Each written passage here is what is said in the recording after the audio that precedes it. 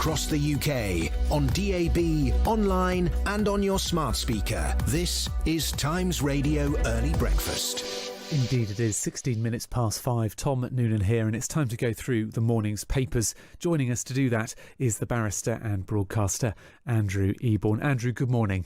Morning, Tom, and what an extraordinary start to the day it is. Well, it seems it. I mean, less than 2 years ago, the Prime Minister was on track to win a general election, which then he won with a landslide. Indeed, I don't think we'd even had the election called by this point 2 years ago. Now, as Daniel Essence says, it seems quite surprising if he'd be able to make it through the day.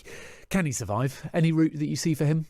I think it's extraordinary. I think undoubtedly he's going to go. I thought the speech yesterday didn't really save him. It was pretty wishy-washy, wasn't it? And what happens is, as evidenced by the papers today, every single one of them is saying, look, he's going to be out. They've got this meeting in a few minutes when people start waking up properly to decide what's happening. The timing is extraordinary, isn't it?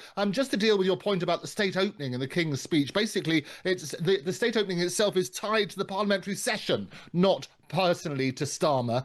I think if there is going to be a resignation, it won't happen before the King's speech. So I think that's sort of hypothetical. But it is interesting, as you rightly point out, if he does go, that would be 7 prime ministers in 10 years. And if you put that into context, previously Thatcher, Major and Blair, there are just 3 of them over 28 years. So we've gone from stability, if you like, to serial failure.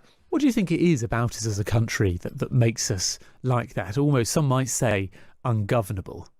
I think we're not ungovernable. I think it's just been badly governed. And what happens is politicians, they sort of all sorts of interesting analogies about changing the chairs on the Titanic, or as somebody rather distastefully put it, you're changing your hat when you might have soiled your underwear. The reality is they promise everything when people come into power, and people have this sort of cycle, if you like, of disappointment and then hope. And basically Starmer and the Labour government came in maybe by the back door. A lot of people say it wasn't really a vote for them. It was a negative vote against the Conservatives, which is why they won it. And it's the same about reform. The turquoise tidal wave, as I call it, is undoubtedly a complete shock for some, but very predictable for others. And it's going to be very interesting to see what happens. But if you have a look at that, there's been sort of broken promises. How many U-turns have you and I spoken about policies? And I always say, look, trust comes in on foot and leaves on horseback. And trust in politicians at the moment is at an all-time low.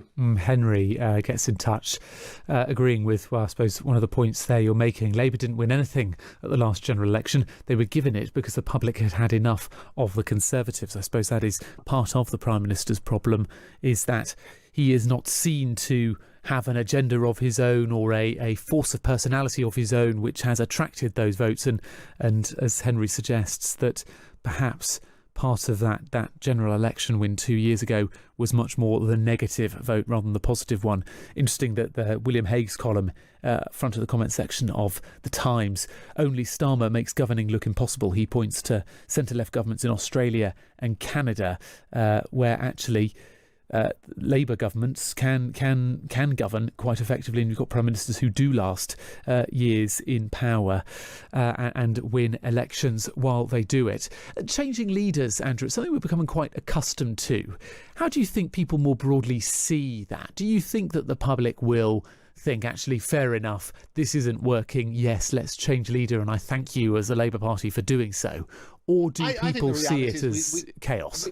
Yeah, well, we need, as you say, they promised, this is what Starmer particularly says, the end of chaos. Well, it's never been a more chaotic time in terms of what's happening, from popularity to dismal despair about the Labour Party. I think the one saviour in all of this, and this is the name, and a chap I've mentioned and is going to come on my show and be interviewed, is Andy Burnham, obviously, the mayor of Greater Manchester. It was a massive mistake to basically block him the last time around. The National Executive Committee committee, the NEC.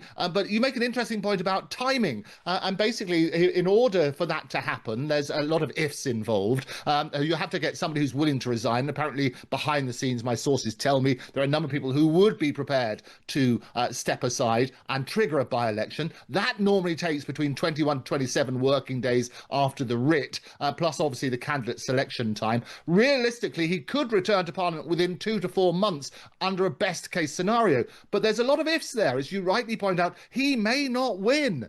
And what's happened is very safe Labour seats have in fact gone over to Reform or sometimes to the Greens and so on and so forth. But that's what they need to have a look at. And you look at that sort of side. But certainly Andy Burnham, I think, is probably the most personable of all the people. He was probably somebody who could change the fortunes of the Labour Party. I find it so interesting, though, that as you point out there, people look at Andy Burnham as someone who is personable or who's built up a persona in Manchester, has a public profile, is good at communication, whereas Streeting, one of his key strengths is his media performance. There's a lot of talk about that and not much talk about actually which direction do you go in as a government to try to change the political direction. It is one thing to get a better communicator. Obviously, that is sort of considered not to be one of Sir Keir Starmer's great strengths, is public speaking and comms.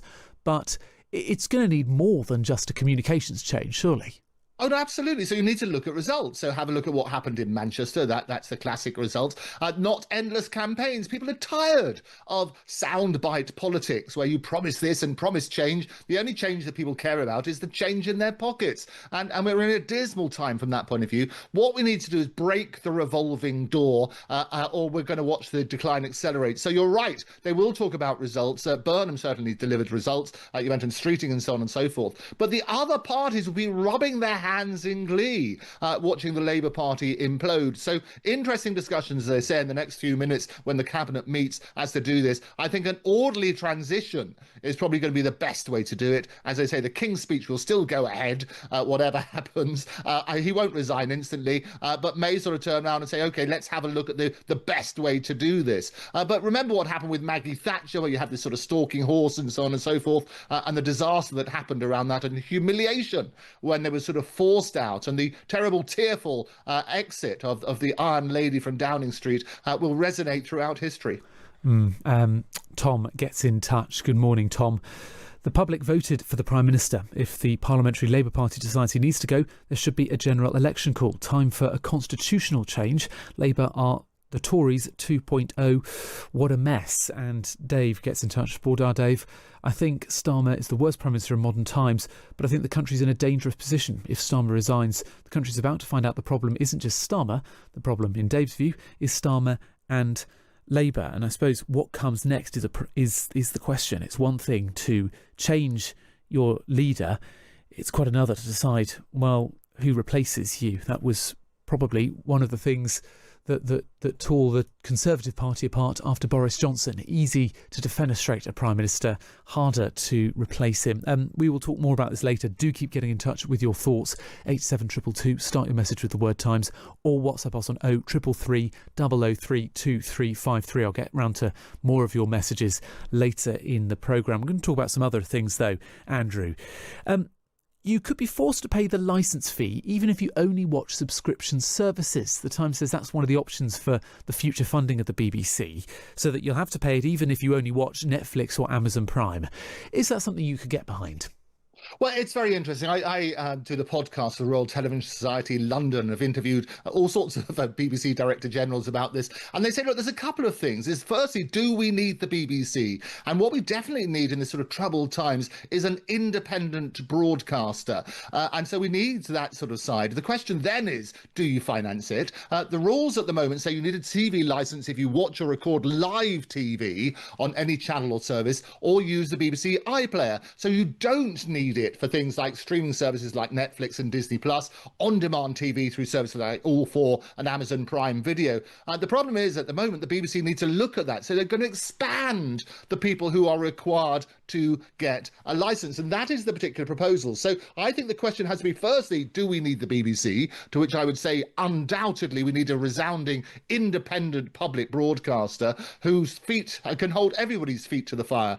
And in those interviews that I've done, they always say, look, every government criticises the BBC about impartiality, and they think that as a result they must be getting it right. But they have got all sorts of problems and other issues that obviously scandals have been hitting the headlines, and the questions as to how they deal with those. And if you look at how they dealt with Scott Mills as opposed to how they dealt with some of the previous scandals and so on and so forth, they're very swift to act this time, and maybe too swift, some people have mentioned, about the sort of procedures and so on and so forth. So we do need to do that. It's going back to what I was saying about trust. As I say, trust comes in on foot and leaves on horseback, and trust certainly in the BBC is probably at an all-time low, but hopefully will be restored with the new management now in place. Of course, you still had to pay the licence fee if you watched ITV or Channel 4 or 5 or any other BBC non-BBC channel on linear TV. So I suppose defenders of this would say it's an extension of that, but I know some people will be frustrated if that policy did indeed come in. Dua Lipa is in the Times, Andrew, suing Samsung for putting her photo on its TV boxes, I suppose in a bid to show how high definition the TVs are. She owns the rights to the image, so it's a pretty open and shut case, I would have thought. You're a barrister. What do you make of it? I am, and I specialise. A lot of my career has been looking at getting the rights right, making sure that people are protected about their copyright and also about the image rights that they have. And this is a multi-zillion-dollar business where stars basically get paid huge amounts of money for being global ambassadors. And Dua Lipa herself, she's a global brand ambassador for popular coffee capsule. I won't mention it, otherwise they'd have to pay us as well. And also lucrative contracts with several luxury fashion houses. And basically what's happened, she's filed this lawsuit against the South Korean electronics giant. She's seeking at least $15 million in damages, saying that it used her images without permission, basically to sell its set. And they've got a copyright image of her on the front of its cardboard boxes, which had contained television sets for retail sale. And what the lawsuit is saying is that they basically used it, titled Dua Lipa Backstage at Austin City Limits 2024. And because she's the owner of all rights, title and interest in the image, and also obviously her personality rights, she's basically has got this particular action which is going to be forced out. It is essential for everybody to make sure you get the rights right. That's what I advise companies on around the world, and certainly making sure that personalities who are being used more and more in this sort of way to push product are rewarded appropriately. So it'll be interesting to see how that sort of pans out. We should say Samsung declined to comment on this story. And a study, Andrew, suggests that the best aphrodisiac for women is the sight of a man loading the dishwasher. Has that tempted you to do more household chores than you might otherwise have done? Oh, I've been hunting those marigolds out, I can tell you. It's always good. What it is, I say, look, forget oysters and champagne. The most potent aphrodisiac for women may be the sight of a man loading the dishwasher. This is this wonderful new research done in the Journal of Sex Research, where they analysed 2 studies involving near 1,000 people. The first tracked 163 couples living together during COVID-19 pandemic, and the second 617 in heterosexual relationships after the pandemic. Both of them reported that doing more domestic labour than men on average, that's what women do, they reported lower levels of sexual desire. Whereas if you basically have this connection between libido and chores, it depends heavily on what women, they say it's very much heterosexual survey, what women believe relationships ought to look like. And they're saying that actually doing chores like doing the dishes and so on and so forth is a real turn on.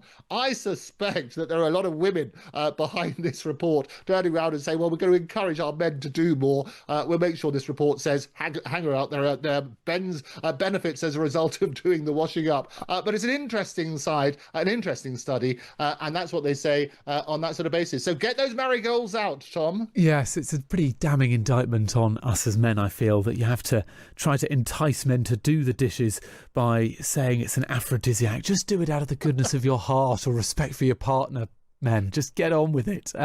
Andrew, thank you very much for your time this morning. Always a pleasure to join you. See you next time. There you go. That's the broadcaster and barrister Andrew Eborn going through the papers. Across the UK, on DAB, online and on your smart speaker. This is Times Radio.